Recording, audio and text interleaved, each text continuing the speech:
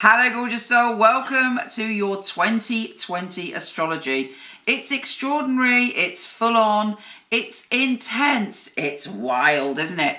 Yes, it is. We're all going to need a few of them kiki licks to survive this year. But seriously, it has a whole host of potential. We all have drive. We all have vim and vigor to make things happen. It's very, very energetic and full on. For instance, we have Jupiter and Pluto joining forces. I mean, that is a lot to get our head around, you know. There's optimism in transformation. Of course, at the beginning of the year, we had that Saturn and Pluto conjunction. There is a lot of intensity. How are you going to use that intensity? How can you use your drive and your force of will to help transform your life with love and abundance? And P.S., I'm going to do it slightly differently for the yearly. I really want you to feel the energy and to just relax into the magic of what's coming up. So I'm going to do this. This video is going to be Kathy's amazing nature waves, just to fully be able to meditate and focus. And hopefully you might watch it a couple of times as the year goes on to see what's coming up for you. It really is an extraordinary year. Here's your yearly astrology.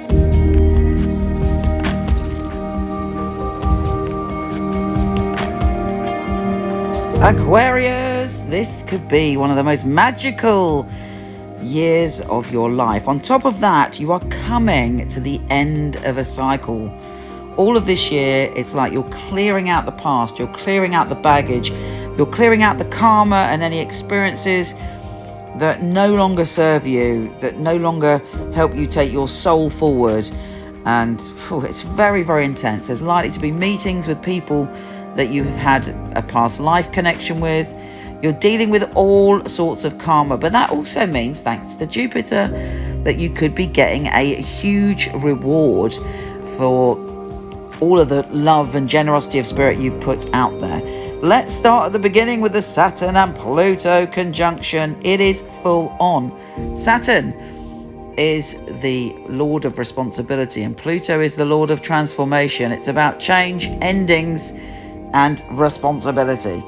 And for you, it's talking about, well, number one, if you have any addictions, and that means to people, to ex-lovers, alcohol, I mean, it could be anything, whatever it is, whatever your thing is, this year it's got to go. This year, you're surrendering it to the universe. This year, there is no choice. It's time for absolute change.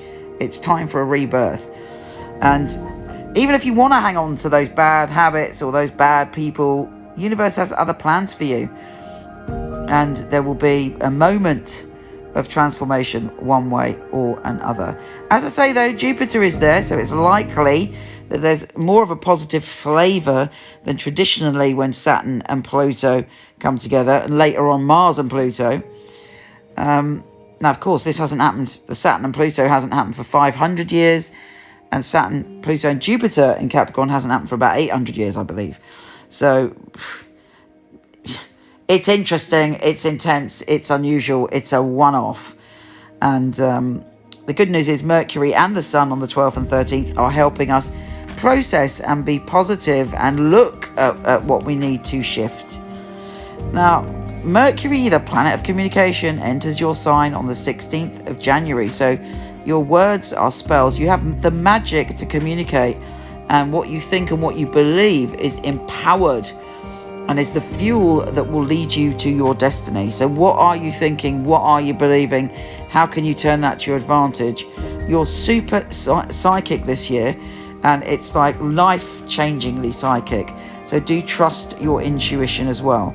The Sun enters your sign on the 21st of January, and then there's a new moon in your sign on the 24th. So you're already going through a process of empowerment and change. And it's a new cycle for you. That's the fundamental thing. And it's about clearing away the past. When Venus and Uranus get together on the 9th of March, there may be a shift, could be a positive shift, around love, relationships, and your sense of home. Perhaps someone will move in with you. Perhaps somebody will ask you to move into them. You may completely move in general or transform your home. Now, the big news for you, Aquarius, is that Saturn enters your sign on the 22nd of March. It does leave again and then come back in. But basically, fundamentally, you might as well just say Saturn is going into your sign on the 22nd of March, and it's taking you to another level of maturity. But it's also fundamentally saying commit to your unique voice, commit to your soul journey, commit to doing what you got to do, and you have to be responsible. Responsible is your name from March, and the more responsible you are, the more committed you are, the more rewards that you will get. Mars and Saturn are also joining forces in your sign, so you have the tenacity, the strength, the power to get things done in March. And in April, Venus, the planet of love, goes into a fabulous position for you. It's also trine Saturn, so it may be that your relationships, your romantic relationships, go to a much deeper level. You're able to put more in, and you're able to feel more confident and secure within those relationships. But if you've been sort of, messing about or not really giving your whole heart to anything or anyone, that does change this year. Hold on one second. Now, Saturn does go retrograde on the 11th of May in your sign. You will probably come to a realization of some of the behavior or irresponsibility in your past that didn't serve you, and now you're ready to go, right, I know what I need to do for me. I need to know what to do for my happiness, and you're able to open up to that. Lots of eclipses this year, lots of retrograde planets, lots of dealing with the past to move forward, but lots of fundamental shifts and changes. When the sun enters Leo in July, again, that's another great time for you relationship-wise. Obviously, in June, we've got the new moon and the annual eclipse where you're changing habits and patterns. You're seeing the things in your life that you need to move forward.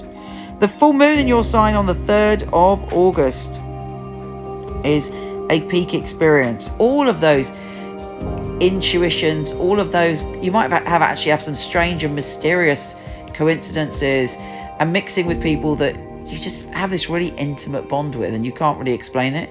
It feels more intense than usual.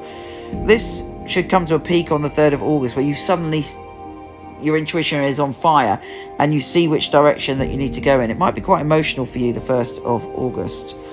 The new moon in Leo on the 19th is in your 7th house of relationships. It enables you to step through to the next phase for you when it comes to love and relationships. I do have to say that it's really important that you watch your rising sign video as well for more information. If you don't know your rising sign, go onto my website, micheleknight.com, where I've got a free natal chart, and it also with descriptions of everything. So you just need to know your time, date, and place of birth. And also, I have yearly transits, a yearly report specifically for you based on that information. So go and check that out. You'll be thinking about your family quite a lot as well, and thinking about moving and changing and shifting your environment towards the end of the year.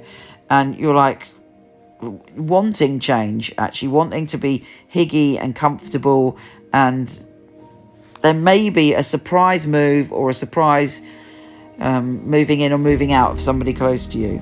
The new moon in Sagittarius on the 14th of December, along with on the 15th, Jupiter and Saturn conjunction.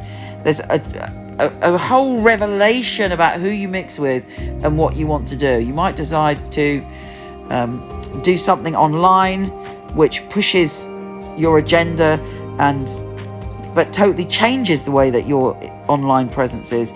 You may connect with a group of people that end up being fabulous collaborators, and you realize that you can't do what you want to do alone. You need the right people around you, and like magic, they come. And actually, particularly if you've been working with the wrong people, or you've had the wrong people around you, that will become clear in December. And you're changing your views in many ways. Whatever you believe in and whatever you think at the beginning of the year is going through a radical shift, and it's almost like you're shedding layers and becoming more and more unique, becoming more and more free-spirited, but through change and responsibility.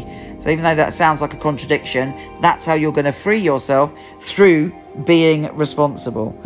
The Jupiter and Saturn conjunction on the 15th of December is giving you a peak experience when it comes to almost like I reckon something's going to happen that will just show you that you're on the right path and show you what you need to do next to move forward. And you should be a ninja at trusting your instincts by the end of the year. Now, in other massive news, on the 19th of December, Jupiter, the planet of good fortune, is going into your sign. Yeah, baby. So that more or less offers you 1 year of expansion, good luck, stretching yourself and having, luck on your side. So from the 19th of December, there is a big experience of feeling uplifted.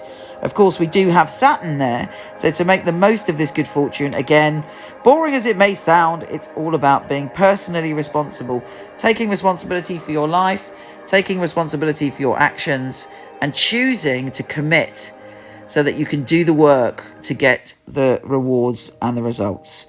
Have a stunning year, Aquarius. You take care, and I'll speak to you soon.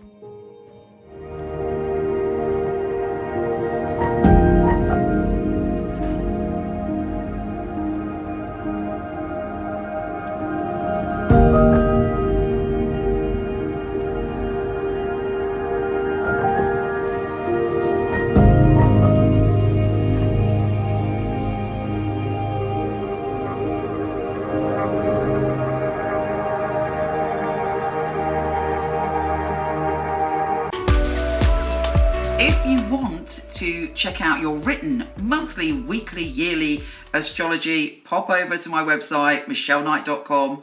I'm not doing readings at the moment, but I do have a company of some of the best psychics and astrologers in the world. I've had the company for 20 years. I handpick them and they are fabulous.